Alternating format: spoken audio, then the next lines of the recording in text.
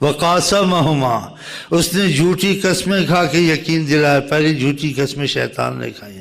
خدا کی قسم تم میری بات مانو، میں قسمیہ تم کو کہتا ہوں، اگر اسے کھا لو گے تم جیسے خوشحالی نعمتوں میں ہیں ایسے ہی راحتوں میں رہو گے، نہیں تو پھر یہ جانے کا خطرہ ہے. میں قسم سے کہتا ہوں.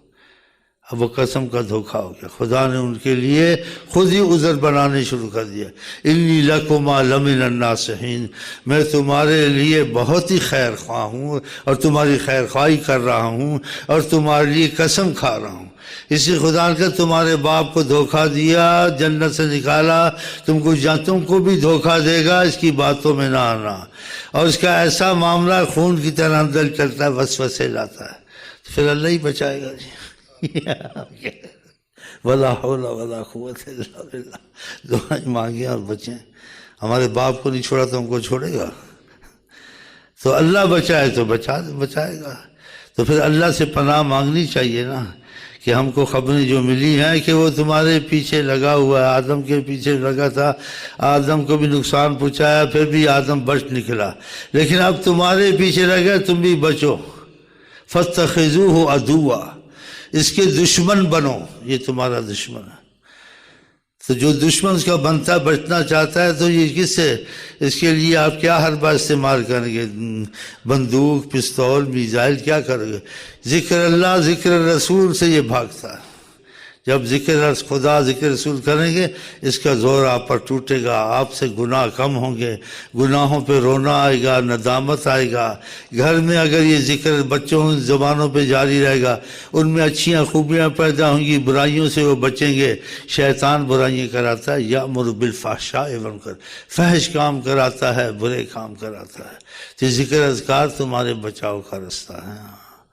اس کو بہت بڑی چیز سمجھو گے. یہ آپ نے چھوڑ دیا نا، لاکھ لانتے کر اس کو فرق نہیں پڑتا، تو لعنت لے کے آیا ہوئے کوئی نہیں. لیکن جب ذکر اذکار کرتے ہیں اس کی کمر ٹوٹ جاتی ہے، اور جو گناہ کر کے توبہ کرتے ہیں اس کی کمر ٹوٹ جاتی ہے. توبہ کرنا چڑھیں، چاہے اولیاء نے کہا کہ چاہے 70 دفعہ دل میں زنا ہو. خدا نے، ابلیس نے جب ضد کی اور کہا اللہ تعالیٰ کو کہ جب تک ان کی سانس میں سانس ہے میں ان کو چھوڑوں گا نہیں، گناہ کرا کے چھوڑوں گا. خدا نے کہا مجھے بزرگی کی قسم ہے، جب تک یہ توبہ کریں گے میں بھی معافی دیتا ہی رہوں گا. کیونکہ شیطان کو بڑا غصہ آتا ہے، میں نے لگانا کہیں تھا، یہ لگ کہیں اور رہے ہیں. تو انشاءاللہ ہم لگے. اور شیطان بے نمازی کو چھوڑ دیتا ہے، شراب والے کو چھوڑ دیتا ہے، قاتل کو چھوڑ دیتا ہے، جو وظیفے نہیں پڑھتے ان کو چھوڑ دیتا ہے، ان کے ساتھ سے نہیں ہوتا. یہ زیادہ پیچھے نمازی کے لگتا ہے، درود والے کے پیچھے لگتا ہے، جو گناہ سے توبہ کرتا ہے اس کے پیچھے لگتا ہے، جو نفل پڑھتا ہے اس کے پیچھے لگتا ہے. ہاں، کہ اس کے نفل چھڑانے ہیں، اس کو وسوسے ڈالنے ہیں. ہاں، اس کو مسجد میں نہیں جانے دینا، اس کو سنیما لے جانا ہے، اس کو فلم دکھانی ہے. تو یہ جو شیطان ہے یہ نمازیوں کے پیچھے، وظیفے والوں کے پیچھے زیادہ لگتا ہے. اس لیے کچھ عرصہ وہ پڑھتے ہیں، پھر ان کو شکایتیں ہوتی ہیں، شیخ صاحب سر پکڑا گیا ہے، شیخ صاحب گندی خوابیں آ رہی ہیں، وسوسے آ رہے ہیں. تو قرآن نے وسواس کرنا کہ تم نے اللہ رسول کا معاملہ شروع کیا.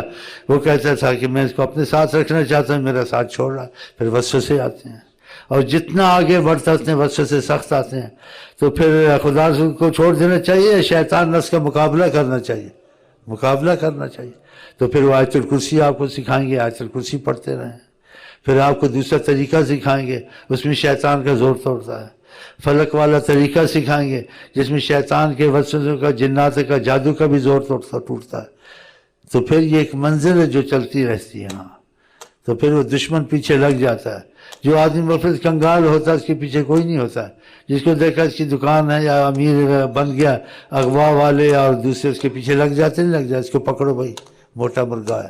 ہاں، اس کے پیچھے لگ جاتے ہیں حسد والے، بغض والے، چور، ڈکیتی.